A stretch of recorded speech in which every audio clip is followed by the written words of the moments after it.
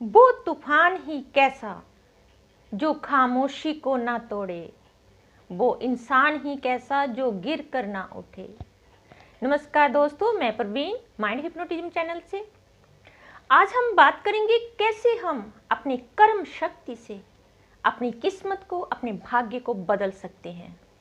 बहुत से लोगों का कहना है कि उनकी किस्मत खराब है, उनका नसीब अच्छा नहीं है, उनके भाग्य में कुछ भी अच्छा नहीं होता। वो जो भी करते हैं उसका उन्हें पूर्णतः सफलता नहीं मिलती क्योंकि उनका भाग्य खराब है। अपने भाग्य को बदलने के लिए वो लोग अलग अलग ज्योतिष के पास जाते हैं, पंडितों के पास जाते हैं, अपनी हाथ की लकीरें दिखाते हैं और कई तरह के कर्म कांड करते हैं।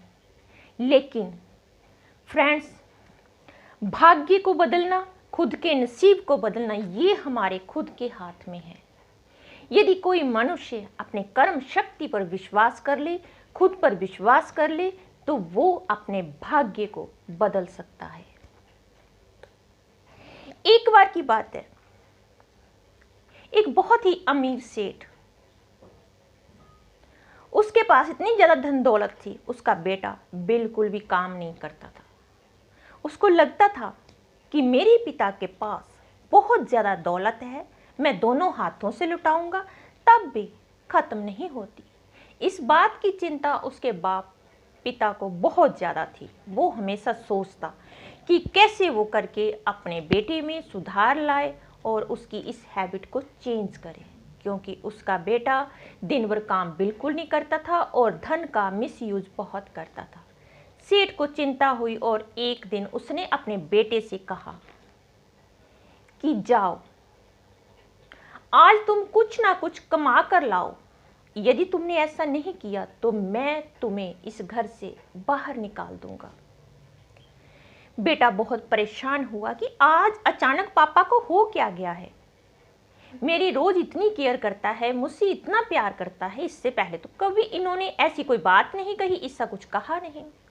बेटा जाकर अपनी माँ को बताता है और उसकी माँ कहती है कोई बात नहीं, तुम चिंता मत करो, और एक सोने की मोहर अपने बेटे को दे देती है कि शाम को तुम्हारे पापा आएंगे, उनको दिखा देना कि ये मेरी मेहनत का है, मैंने कमा कर लाया हूं, आप रखिए।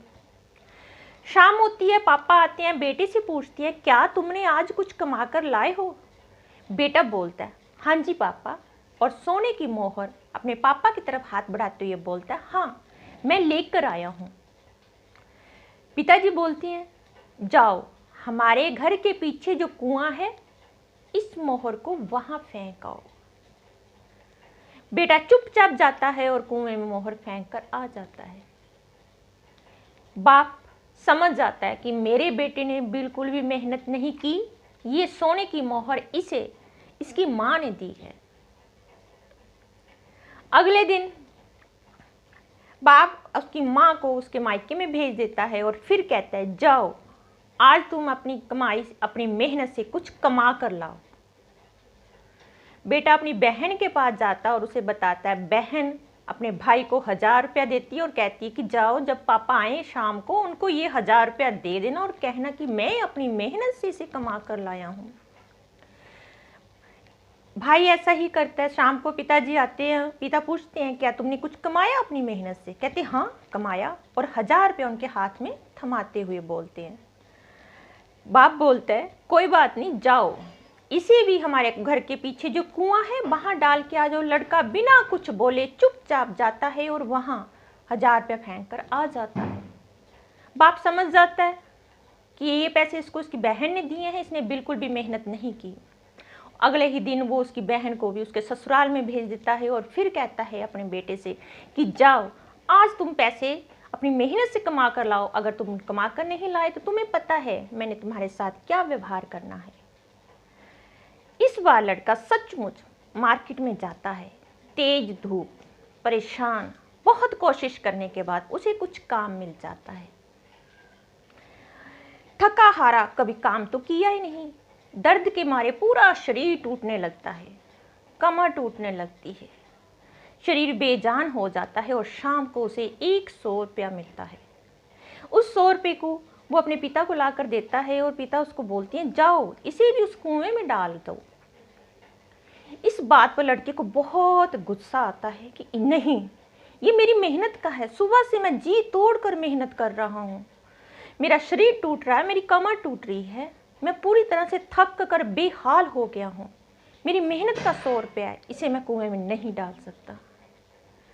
पिताजी कहती हैं यही तो मैं तुम्हें समझाना चाहता हूँ, जब तुम मेरी मेहनत का पैसा, उसके पीछे मैंने कितनी मेहनत की है तुम्हें बिल्कुल भी अंदाज़ा नहीं, और उस मेहनत के पैसे को जब तुम मिसयूज़ करते हो तो मुझे बहुत तकलीफ़ होती है।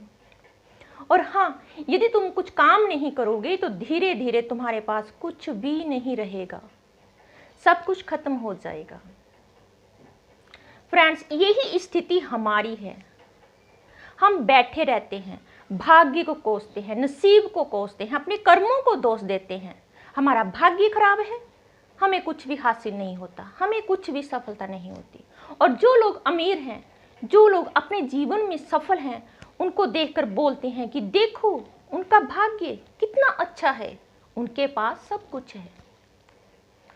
उनकी सुख सुविधाओं के पीछे उनकी की गई मेहनत को हम नहीं देखते। अगर वो लोग भी भाग्य के सहारे बिना काम के हाथ पर हाथ धरकर बैठ जाते तो उनको वो सफलता नहीं मिलती जो हम सब कर देख रहे हैं। भाग्य की बजाय यदि हम मेहनत पर ध्यान दें, मेहनत पर जोर दें, तो हम अपनी किस्मत को बदल सकते हैं। कुछ लोग काम बिल्कुल नहीं करते, बड़े काम करना चाहते हैं, किस्मत को बदलना चाहते हैं और बैठे रहते हैं भाग्य के सहारे। उनको ऐसा लगता है कि कोई जादू की छड़ी उनको मिल जाए जो उनको जीवन में ऐसे घुमाए और उनकी रातों रात महल कोठियां बन जाए, पर ऐसा बिल्कुल नहीं होता। कर्म के सिद्धांत को आपको अपनाना पड़ेगा। कर्म की शक्ति भाग्य की शक्ति से बड़ी होती है। यदि कोई व्यक्ति में जुनून पैदा कर ले तो वो अपनी किस्मत को बदल सकता है। जिद पर आ जाए तो वो अपने भाग्य की लकीरों को भी बदल सकता है।